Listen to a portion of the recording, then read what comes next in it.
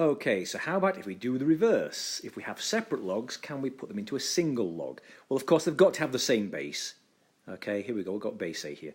So log to base A of, because it's a plus, it's going to be 22 times 4.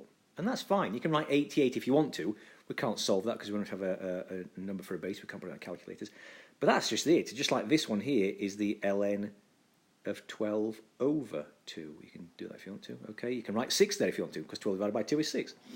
Now, when you're trying to put them back together, okay, look at this. First of all, remember the last thing we did when we broke them apart was put the exponent to the front. Now, the first thing you have to do, put them back together again, is put the thing at the front to be the exponent. So this is ln x to the half minus ln 7, okay?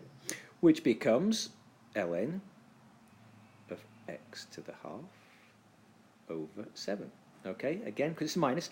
But what we really want to do is actually write this, ln root x over 7, because that's what x to the half is, okay? So that's that first one done. Oh, sorry, third one done. What else do we have here? Again, that 121's not too bad. It's the same thing, just it's a, well, go on, I'll do it. So log to base, well, whatever, of s, I'd put the half up there, plus log of m, there's no, sorry, and I'd put the 5 up there, okay? So again, this becomes log of the root of s times m5. A bit awkward, okay, but there you go. Okay, that's what that becomes. Okay, so let's look at 22. Finally, a big one, 22. Maybe something you might see on the test. Okay, so more terms, things on the top, things on the bottom, numerator, denominator, because I can see pluses. So these two are going to be on the top, minus, that will be on the bottom, okay, denominator. So think about things like that.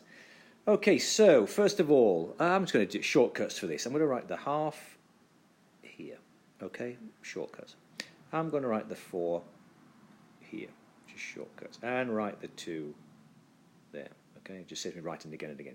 So we have log to base a of a to the x, sorry, log to base a of x to the half, log to base a of y to the 4th. So those two are going to go on as numerators. So as a single, log to base a, okay, so remember, this one, the x to the half, and this one, the y to the 4th, are numerators. And this one, because of the minus, is a denominator, okay?